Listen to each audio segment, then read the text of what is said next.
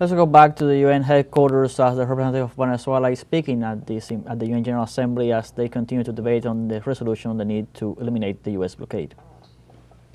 Made by the Republic of Iraq, the Republic of Uganda and the State of Eritrea on behalf of G77 and China, the Non-Aligned Movement and the Group of Friends in defense of the Charter of the United Nations, respectively.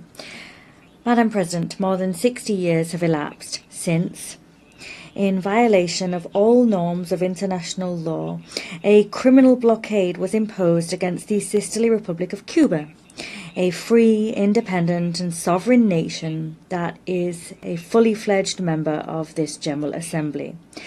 The blockade continues to wreak devastating losses and damage exceeding $5 billion a year. It continues to wreak huge suffering in terms of health, education, access to energy and food.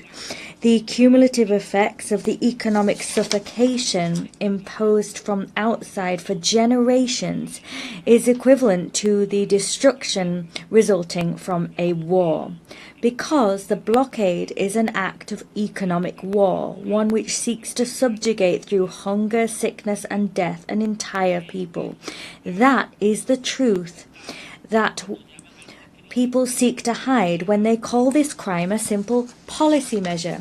We, in Venezuela, know exactly what we're talking about because we are the target of a similar attack waged by the United States imperial regime. I could bring to you myriad data regarding all the suffering we've had visited upon us for the last 10 years with a policy that's tried to kill Venezuelans through suffering, through visiting suffering upon us, particularly during the pandemic. But it is difficult to hear what we've just heard from the previous speaker when we have been the victims of this economic war and we're currently victims of military attacks being waged by the United States. President, in this last year, we have seen how the imperial regime of the United States has attempted to besmirch Cuban international solidarity by waging a smear campaign against the medical cooperation programs, the very same programs that saved millions of lives all around the globe, and this at the very height of the pandemic only 5 years ago. The United States has even threatened brotherly nations in the Caribbean and Africa that exercise of their sovereignty benefit from that cooperation.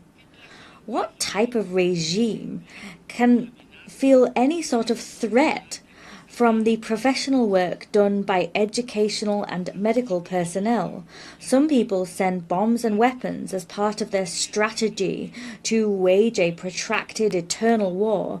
Cuba sends doctors, and that's why we are being attacked, because its example unveils the hypocrisy of those that claim to defend freedom while at the same time they put nations under blockade and support the genocide of entire peoples.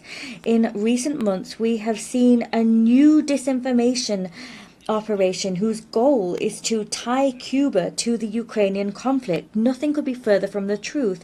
This is a shady, covert maneuver to confuse the international community, an accusation, a lie that's already been clearly refuted by the Cuban government. We are well aware where these lies come from. They come from the media laboratories of the United States of America's State Department. Their enemies are tailored to the United States' exact needs to deceive sovereign nations and force them to change their vote in the resolution which condemns the U.S. blockade in this General Assembly. The truth is that Cuba has been and will always be a peace-loving country and one which respects international law. Everyone knows that that is true. President, among the most immoral aggressions against us is Cuba's inclusion in the unilateral list of countries that supposedly sponsor terrorism. This decision is entirely baseless. It is an insult to historical truth, an affront to the reality, which is plain to see for all of us. Cuba does not sponsor terrorism. We have suffered it firsthand, with attacks, acts of sabotage, and covert operations organized from the territory of the United States itself, where state terrorism is a policy. The evidence is patently clear. In recent weeks, the United States of America has waged a series of massacres against civilians travelling in small vessels in the Caribbean Sea. In so doing, they've sowed terror among the coastal populations of several countries in the region. A few minutes ago, we learned that 4 new attacks had just been waged in the Pacific Ocean. That news was just released a few moments ago. Extrajudicial killings are acts which occur, and then their perpetrators claim responsibility for them with total impunity. At the same time, they threaten more political killings, acts of sabotage and invasions of other countries. Where Cuba dispatches doctors, the US dispatches killing. Everyone can see exactly who the terrorist in the Caribbean is. The United States of America used their list of terrorism as a weapon to impose even more bitterly criminal sanctions against the Cuban economy. For that reason, we demand that Cuba be immediately removed from that list that is an affront to reason and justice. The blockade against Cuba is part of a broader imperial policy whose goal is to impose Washington's will across the entire American continent. Panama, Canada, Venezuela.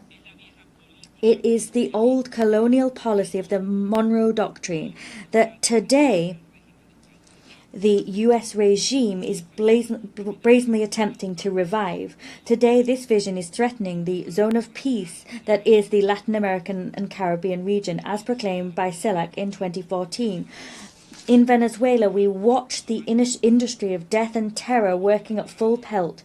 Unilateral coercive measures, disinformation campaigns, clandestine sabotage operations, military threats using aircraft carriers and nuclear submarines, and the killing of civilians. And here, from this rostrum, Cuba reaffirms that it will not be possible to undermine our resolve to defend our independence because we have decided to be free. We call upon this General Assembly to defend the zone of peace, to prevent new aggressions against Cuba, against Venezuela, and against any other nation which exercises its right to self-determination. Madam President, the United States of America exports war. By contrast, Cuba exports life, and that is what the empire doesn't want us to see, the example of a people resisting with dignity.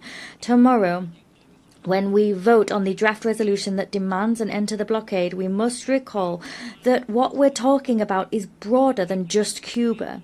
What's at stake is respect for the right that we have as peoples of the world to live without sanctions or threats.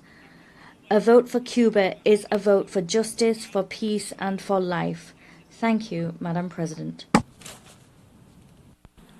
I thank the distinguished representative of the Bolivarian. Well, we're listening to the statements of the Venezuelan permanent representative to the UN, also condemning the unjust policies and coercive unilateral policies of the United States against Cuba, and also condemning and denouncing the military actions in the Caribbean which bring instability and poses a grave danger to the security of the region. He just made reference as well, the permanent representative, of the recent announcement of more attacks on fishing vessels in the Caribbean, increasing the extrajudicial killings of the United States regime that is taking place in the Caribbean. The Venezuelan permanent representative also called for the immediate removal of Cuba from the list of states sponsoring terrorism, which is there without any proof provided by the United States whatsoever. He also continued to express the full support of Venezuela for Cuba and to call on the international community to continue to vote for justice and to vote for Cuba to express that justice. Stay tuned with teleSUR English for more updates.